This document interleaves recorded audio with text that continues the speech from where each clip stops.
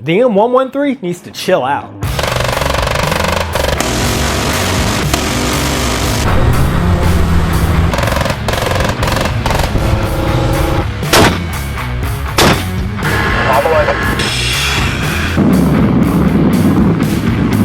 While conducting research for my previous 113 video, I identified 310 different variants of this ancient aluminum armored APC. Now, in the interest of time, I couldn't discuss them all in that video, but today, well, we still aren't going to discuss all of them, but we are going to dive into some of the most insane variations of the 113 that have ever existed. Starting with the land down under, Argentina.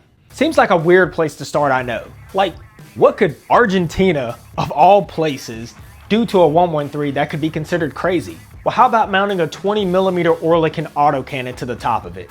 I think that'll do it, yeah. This naval gun served as the predecessor to the legendary Bofors 40mm, which was used to great effect to take out aircraft and ships. So naturally, it made sense to put it on top of a lightweight APC. Actually, you know what makes even more sense than a 20mm main gun? How about a 25mm? Now don't let them lie to you, ladies.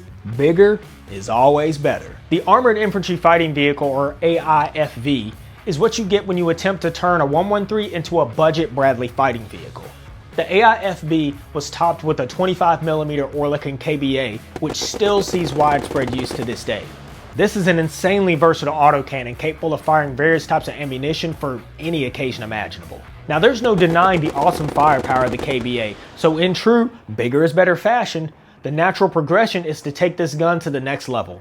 And who better equipped to take on this challenge than the land that gave us supersized meals and cheese on everything? I am, of course, referring to the Italians. Yes, Italy said, you know what would be a great idea? You know that legit 25mm anti-everything cannon we have? What if, and stick with me on this, all right? Now, instead of just one, we put 4 of them in a turret and mounted it to a 113. Legit, right? I believe this was one of those rare cases where somebody was speaking absolutely perfect sense in a meeting. So after they got done high-fiving each other, they got to work, and the result was the Situm 25. The Situm is capable of firing 570 rounds per minute while engaging targets flying up to 670 miles per hour. Naturally, with a system like this, you're never more than an ammo swap away from switching it up from engaging aircraft to ground vehicles. But as awesome as the Situm looks, not all variants of the 113 can be lookers. And Italy's Everskater variant is proof of that. This has got to be one of the ugliest vehicles I've ever had the misfortune to lay my eyes on. But I guess form follows function. The Everskater is what happens when you take a kinda sorta amphibious vehicle and give it the full-on Michael Phelps treatment. Equipped with the hull and propellers, the Everskater is designed to conduct ship-to-shore operations even in rough waters. Now that's all well and boring if you want to fight and get wet while doing it, but what if you're a country that's battle hardened by war and you need to overcome the shortcomings of the 113 like your country depends on it? Well, leave it up to Israel to take the M113 and turn it up to 11. Although long since replaced by larger, more insane APCs, the M113 has a rich history among Israeli defense forces. 2 variants that warrant an honorable mention are the Macbeth and the Urban Fighter. Personally, the Urban Fighter, awesome name by the way, isn't my favorite Israeli M113 variant. No, my friends, that honor goes to the Macbeth. I really hope I'm pronouncing that right, Macbeth. It's not necessarily the capabilities of the Macbeth that make it awesome in my book. No. It's the fact that a country actually managed to take an already insane American design and make it even more America by adding more freedom samples on top. The US Army already had a successful design on its hands with the M741. This APC is what happens when you hear senior military leaders use that phrase, hold my beer and watch this. Not only did the US Army think it was a good idea to put a 20mm Gatling gun on top of a 113, but somehow it made it out of the prototype phase and made it into full-scale production. I don't know which one of you leaders pulled that one off, but bravo to you, sir. Bravo. Clearly, the IDF received their 741s and thought to themselves, you know, it's good, but you know what would make it even better? Let's top it with 4 Stinger surface-to-air missiles. Sensational. I mean, just perfection. Chef's kiss. I mean, why the heck not, really? I mean, 1,800 rounds of 20 Mike and 8 Stinger missiles on board make the Macbeth a true example of around and find out. But But no matter how much love and respect I have for the truly insane 113 examples the IDF have produced, unfortunately, I have to let my bias shine through, and we let freedom ring with the true kings of 113 insanity, the good old US of A. Yes, ladies and gentlemen, who could have predicted that the country that literally invented the 113 would also have the most insane variations to have ever graced the planet? Stop the cap.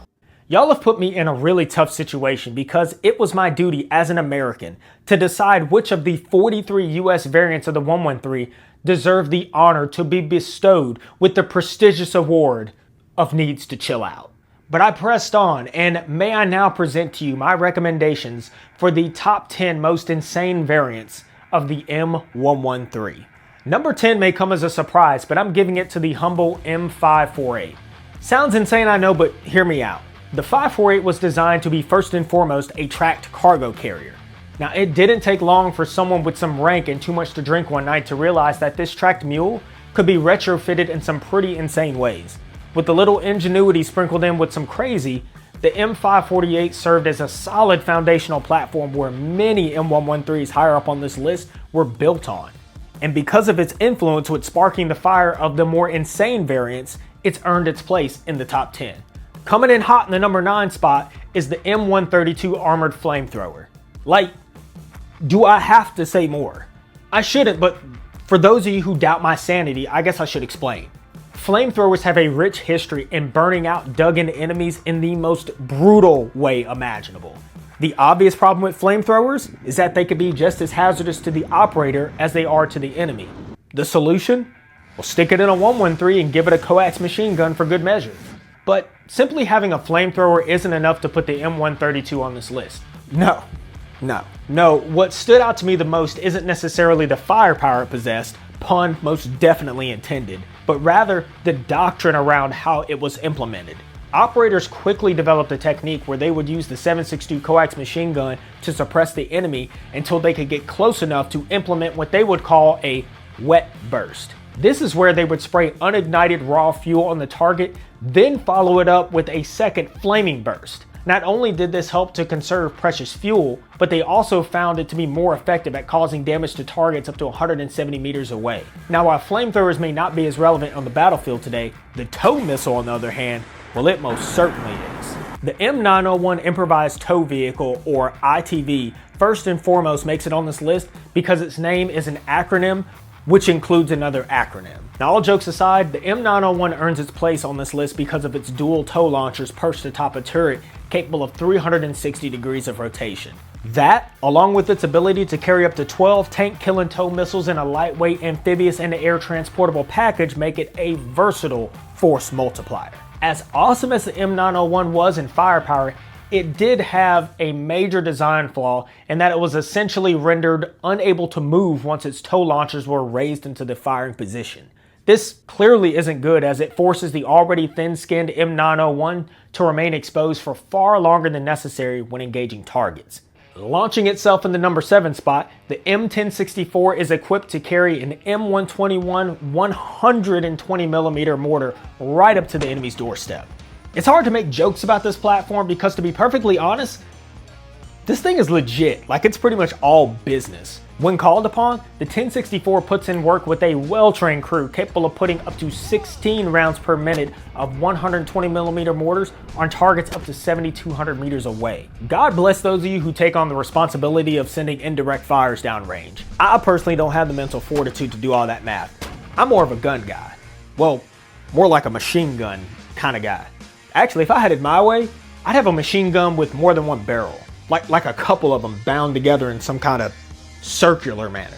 Hey, wait a minute. Didn't some guy come up with a gun like that? Like it had a couple of barrels strapped together like some kind of death burrito? In the smoothest transition ever, we have the number 6 spot being claimed by the M741. What makes these 113 variants so utterly cracked out is the addition of an M163 Vulcan air defense system self-prepared 20mm rotary cannon. And yes, in case you're wondering, I could have easily shortened up the name and just said Gatling gun, but I didn't want to put any disrespect on what the M163 brings to the fight. there's really no need to spend too much time on this variant. I mean, we already discussed earlier, the Israeli Defense Forces already put one of these on steroids when they decided to create the Macbeth. I'll give them that, but the 741 still earns a spot on this list. I mean, really, anything that goes is gonna get a tug at my heartstrings. But before we get all bogged down with my vague and not at all obvious picks for later in the video, we have to discuss the number 5 slot, the M727 Hawk. Aside from being named after my favorite Cobra Kai character, the 727 earns its place by bringing 3 M113 Hawk medium-range surface-to-air missiles right up to the enemy's house for Christmas dinner. If you're still unclear why this variant deserves to break into the top 5, then look no further than the Hawk's history. Anything that has still been in service over 60 years and still has the ability to rapidly fire off 3 rounds up to 30 miles away deserves to have some respect put on its name. All right, so I think we can all agree those are some pretty solid figures. So what could possibly top the legacy of the Hawk? I mean, they'd have to do something pretty crazy, right? Like, I don't know. Put a nuclear warhead in a 113. I mean, that's pretty dang funny, right? I mean, no one in their right mind would ever do that. Right? Number 4. The M752 Transport Erector Launcher. Why? Just, can we all agree that the Cold War was crazy? Like, there was so much fear in the air that we were willing to try anything to gain a just-in-case edge. And what better edge to possess than a nuclear payload? To be specific, the payload came in the form of a MGM-52 Lance missile.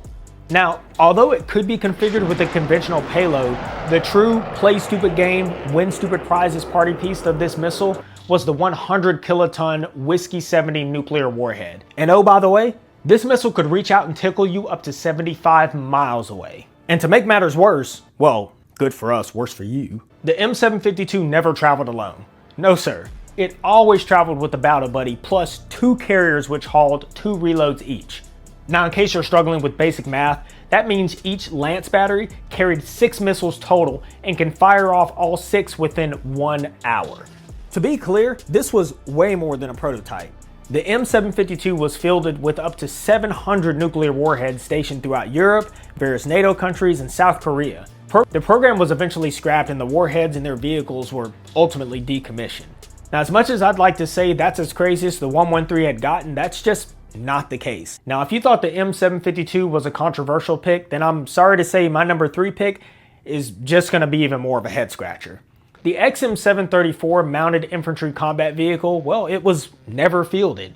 It never made it out of the prototype phase. So why is it so high on this list? Well, the XM734 is significant because it is generally considered to be the jumping off point for the development of the infamous Bradley fighting vehicle. In an attempt to give the 113 true survivability and fighting characteristics, the Army began development of a new concept, the infantry fighting vehicle. The concept was to design a vehicle that could fight alongside tanks and quickly bring dismounted infantry into the fight while simultaneously laying down a heavy base of fire. Unfortunately, the design proved to be a failure. Turns out, it's not so simple to turn a lightly armored APC into an up-armored Hellfighter without sacrificing what made the original design so good in the first place. Who knew? So yes, while the XM734 was a complete and utter failure, I stand by its position on this list because of its significance in kicking off the arms race to design the M2 Bradley. Now, as you can imagine, this wouldn't be the only time the 113 was experimented on. But of all the prototypes they designed, hands down, the one I wish with all of my heart had materialized into the hands of angry E4s everywhere is the T249. Coming in hot at the number 2 spot is the T249 Vigilante. Seriously, I never get tired of saying that. Vigilante. That has got to be one of the dirtiest names to have ever been put to paper. With a name like that, it had better have some chops to back it up, and I'm happy to report it most certainly did. The T249 project was centered around a singular, glorious goal: to design the most powerful Gatling gun to have ever existed. Ever. You know what has a big friggin' Gatling gun? The A-10 Warthog. Many a soldier has slept soundly at night knowing that this Terrabat is just flying overhead armed with this GAU-8 Avenger. Funny how no one wants to come out and play once 3,900 rounds per minute of 30 mic just decides to force its way into your personal space. But as vicious as the GAU-8 Avenger is, the T-249 Vigilante was supposed to be the true heavyweight capable of raining down 37 millimeters of freedom samples. To be perfectly clear, this wasn't a fictional lives and dies on paper kind of project. They actually built this thing. It was huge and had absolutely devastating firepower. And all that firepower was ultimately the downfall of the T-249 project. Guys, not sure if you knew this or not, but big rounds take up a lot of space, which means you can't carry a lot of them. And also, not insulting your intelligence, but guns that shoot fast chew through boxes of ammo fast. Maybe you can see the logistical problem here.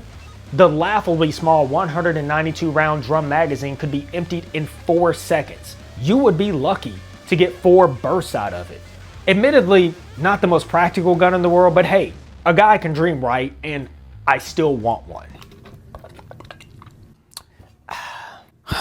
I swear, I've tried a dozen different ways to introduce my number 1 pick, but nothing, I mean nothing, I came up with could even remotely do this one justice.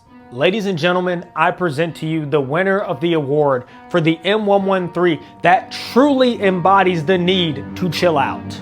The M474. They got problems on problems on problems on problems on problems on problems. Deployed by echelons above core and is the biggest field artillery punch available. So remember how earlier we discussed the M752 Lance and how it carried a literal nuclear rocket into battle?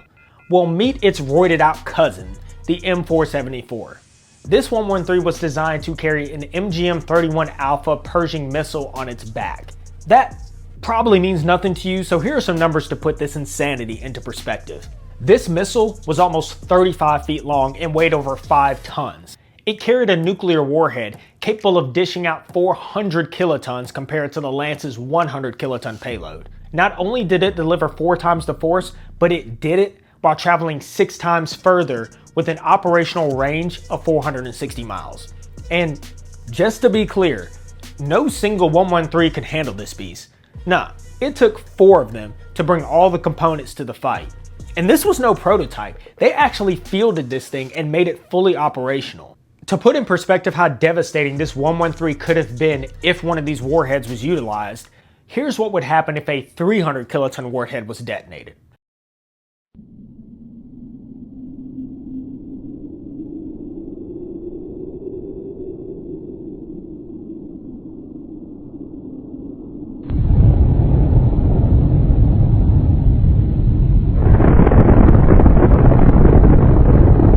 First, it would produce a fireball, with the center reaching temperatures of over 200 million degrees Fahrenheit, or up to 5 times hotter than the center of the sun.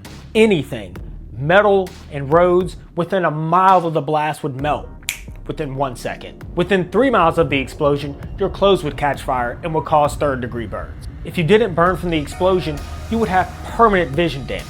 All of this would happen within seconds, and that's with a 300 kiloton warhead. This 113, the Pershing missile, was capable of carrying up to 400 kilotons. Now fortunately, there's never been a reason to use a nuke outside of World War II, so let's hope it stays that way. Either way, I think we all learned a valuable lesson today. Don't mess with the 113 or he'll come find you and make you instantly regret your life decision to not like this video and subscribe to the Tactically Acquired channel. Y'all, this has been so much fun. If you like this video, be sure to check out my first video about the 113. Y'all know the drill, like and subscribe or don't, 'tis a free country, do whatever you want. But like I said, I got the 113 gang ready to lay hands on you if you don't. CT6, out.